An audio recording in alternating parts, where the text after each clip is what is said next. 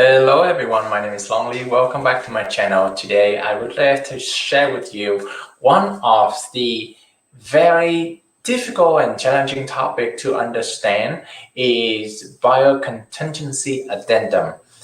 This one is actually used by more and more buyer nowadays to buy your home with the contingency that they are going to sell their house. Okay, so this is a series of two videos because there are two different types of contingency that we are going to talk about. But today is going to be the first one, which is called the contingent upon the accepted offer for the buyer property. So in this case, basically the property of the buyer is not even on the market, right? So basically they putting an offer with the condition, with a contingency that you have to allow them to sell their home, right? And assuming that their house is able to sell. So with this, but the reason is that they cannot qualify for both mortgage, or it could be because they need the sale to be able to get the down payment on the new property. That's why they need to use that contingency. So when you are seeing this offer, it doesn't mean it is not always the bad thing. Sometimes because of such contingency, the buyers tend to put a little bit better offer price. It could be over the market price of your home, so that so that they can get into the contract with you, right? So there's two things that the seller need to be aware of. Number one is the date. That on that contingency, there's gonna be a date by which they promise they're gonna have an accepted offer. Okay, so let's say 7 days, 10 days from the date, 7 days, 10 days. Okay, it's specific date that the buyer is gonna set on. And by the way, these you can counter if you don't feel more comfortable. Okay, so you have to find out as a seller, you have to find out which date that which date that the buyer is going to have an accepted contract on their property. Okay, if after that date and they cannot have an accepted contract, you as a seller can cancel the contract anytime after that day. Okay, otherwise you're assuming that you accept the condition as is and keep the contract going forever and doesn't know when you're gonna be able to sell the house, right? You don't want that situation to happen to you. So by that date number one, okay, by that date they have to have an accepted contract. Okay, when they have an accepted contract, if they have an accepted contract, the buyer has to deliver the accepted contract for the seller to the seller, for the seller to review. So this is in the very risky situation for the buyer as well, because you've been thinking that you can have the new property for sure, right? But then when you have the accepted contract, the seller of your new home review it, they have the right to say, I'm sorry, but the accepted contract is too low, or it's lasting too long for me to continue the contract with you, therefore I'm gonna cancel. So the seller has the right to cancel the contract within 3 days after the buyer deliver the accepted contract to you.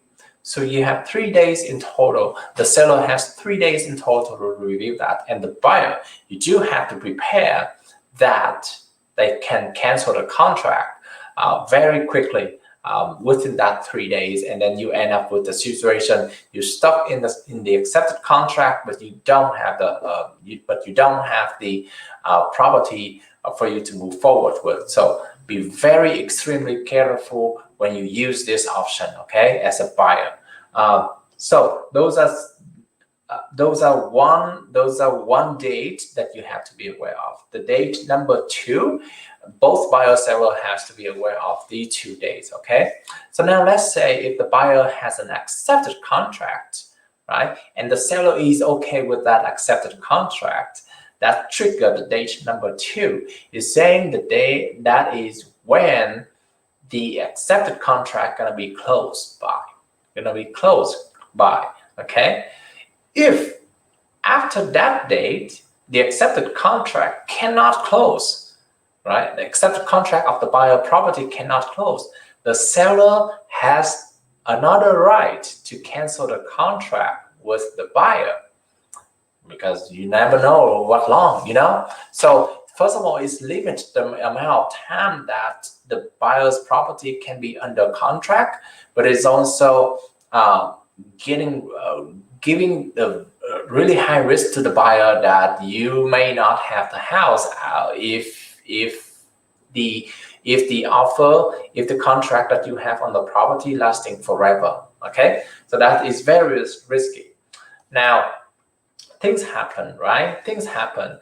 Now, if the accepted contract of the buyer property get canceled, then the buyer is required to tell the seller within 3 days that, hey, unfortunately, the accepted contract is canceled. Okay. In that situation, the seller has 2 options. 1, cancel the contract immediately. And number 2, require the contingents to be removed, meaning that either the buyer has to qualify without the sale of their property, or the buyer has enough cash to buy it outright and without the mortgage, right? So really a lot of detail going on. I know that is really confusing on a short video, but basically in this summary, this is a summary. The 2 days when seller and buyer under contract with this type of contingency, you have to be careful. 2 days. 1, the date by which the buyer is going to have accepted contract. Okay, both parties have to be aware of that. Okay, number 2, the day by which the accepted contract of the buyer properties get closed. Okay, because there's a lot of things could happen if the date does not meet. Okay, so those are the 2 factors, really important factors I want to emphasize. If you are under contract, you make sure that you understand what you can do and what you cannot do after those critical timeline on the contract. Okay, there's one thing that you have to be also as a buyer, that you don't think that you are under contract with the seller and you already have the right with the property. Okay, you are not. Okay, because because the seller also have the right to accept a backup offer.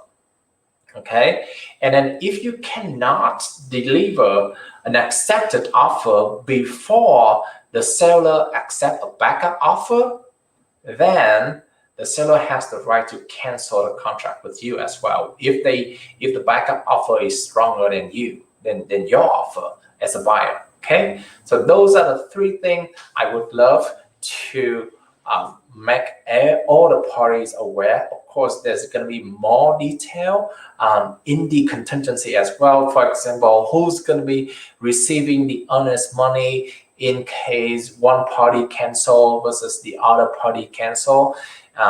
What need to do if you got a cancel contract and things like that. A lot of detail as well. But at the high level, buyer and seller, for the sake of time, buyer and seller should be aware of 3 key points. 1, the day by which the buyer property gonna have an accepted contract.